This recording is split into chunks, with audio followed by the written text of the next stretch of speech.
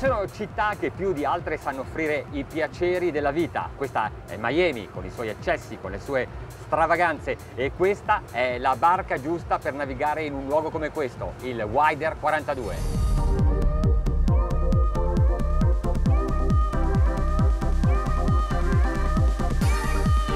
Ci sono due importanti vantaggi su questa imbarcazione. È costruita al 70% in carbonio, il 30% è di vetro resina tradizionale, e questo fa sì che la barca sia molto robusta e anche leggera. L'altro elemento che la rende altrettanto robusta e leggera è la realizzazione con una laminazione sottovuoto. In questa maniera si eliminano tutti i problemi relativi alla laminazione manuale, si realizza un manufatto che è molto compatto, molto resistente e al tempo stesso, come dicevo, meno pesante.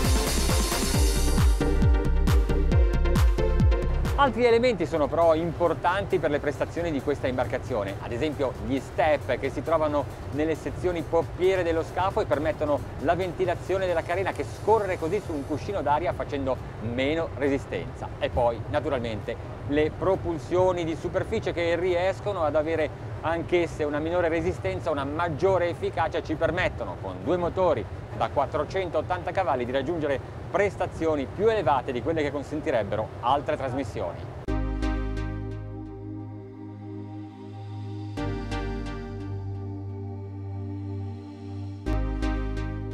L'originalità del modello è anche nell'invenzione di murate mobili che si estendono sull'acqua, raddoppiano la superficie del pozzetto e danno un'eccellente stabilità alla fonda.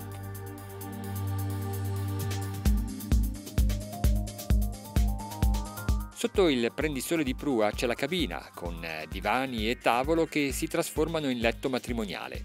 Gli arredi di bagno e cucina sono molto tecnici e al tempo stesso eleganti.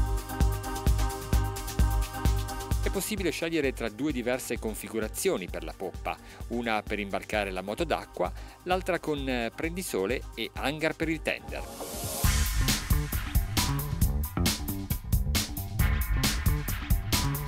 Al centro del timone, sul mozzo, è inserito un display che riporta le principali funzioni di tutta l'imbarcazione, in particolare del suo equipaggiamento tecnico.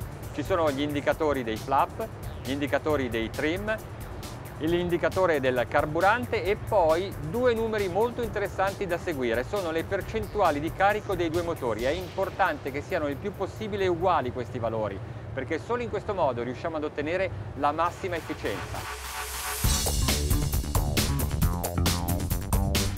Siamo in America, ma la velocità su questa imbarcazione italiana è stata settata in nodi.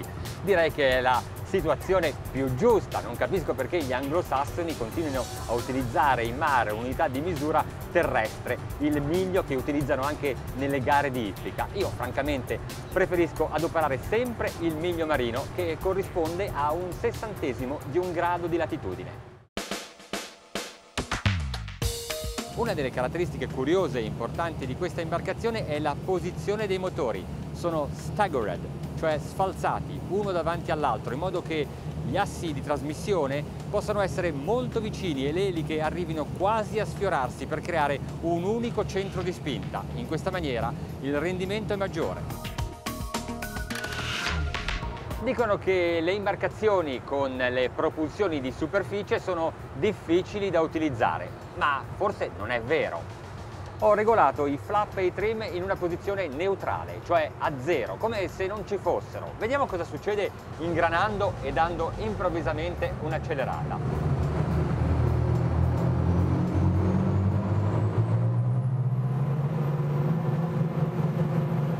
Non c'è nessun problema, la barca entra in planata abbastanza facilmente. Certo, con un volante così tecnologico possiamo vedere di cambiare completamente la nostra partenza, di trasformarci un po' in piloti. State a vedere. Portiamo i flap in una posizione più bassa, basta premere un pulsante che li controlla entrambi. Facciamo la stessa cosa con le trasmissioni in superficie. Abbassiamo il trim. Con queste semplici regolazioni riusciamo sicuramente ad avere una partenza più brillante. Proviamo!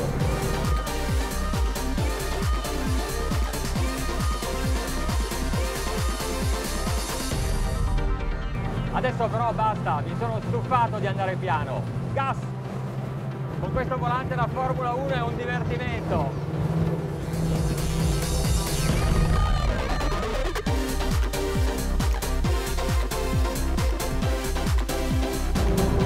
Nodi e 8, 49 nodi, attenzione, non sono miglia per ora, sono nodi.